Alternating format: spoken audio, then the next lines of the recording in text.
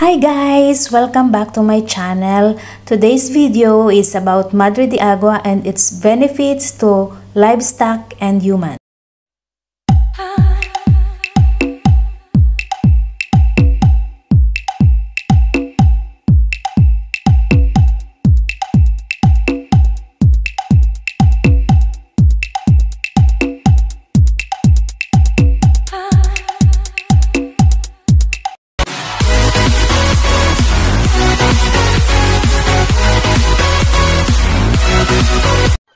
As you can see guys, our chickens really love eating Madre de Agua leaves.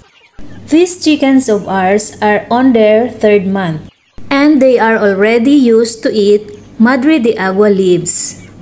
Madre de Agua has its scientific name Tricanthera gigantea. What are the benefits of Madre de Agua to livestock and humans? Madre de Agua is one of the best protein sources in preparing feeds for chicken, pigs, goats, cows, and even fish. Young leaves of Madre de Agua can be offered to chicken in fresh form, gaya ng nakikita nyo. Sariwang dahon ng Madre de Agua ang ibinibigay namin sa aming mga alagang manok.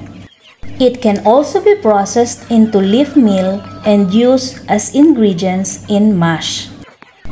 As partial replacement of commercial feeds, Madre de Agua gives almost the same results in terms of weight gain, meat quality, and income with those chickens given purely commercial feeds.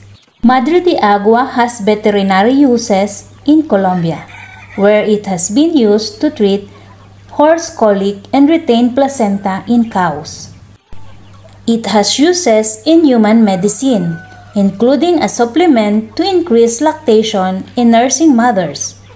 It is also may used as in living fence and a shade tree.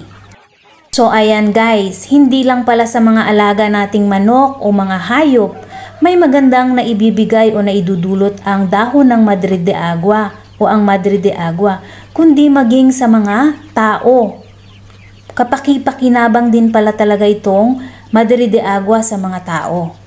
Ang dahon po ng Madre de Agua ay maaari din ninyong ibigay na hiniwa-hiwa o ginayat-gayat o chop-chop.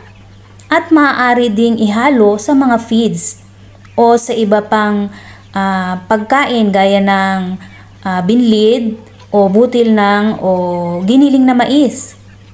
Pero kung mapapansin ninyo, ibinigay namin sila ng buong dahon o nakasabit lang yung sanga ng Madre de Agua. Ang purpose po namin sa ganitong paraan ng pagbibigay ng dahon ng Madre de Agua ay upang magkaroon sila ng activity. Hindi sila maboard sa loob ng kulungan.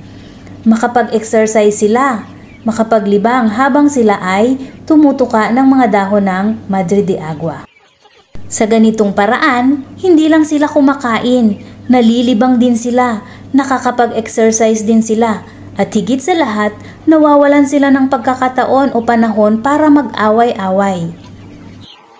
So ayan na po guys ang kahalagahan at mga benepisyo ng Madre de Agua sa ating mga alagang hayop at maging sa ating mga tao. Sana po ay nag-enjoy kayo sa panunood at kahit paano ay may maitutulong ito sa inyong pag-aalaga. Sa mga hindi pa po nakaka-subscribe sa channel na ito ay pakiclick na nyo ang subscribe button at ang notification bell para updated kayo sa mga video na akin pang i-upload. Maraming salamat!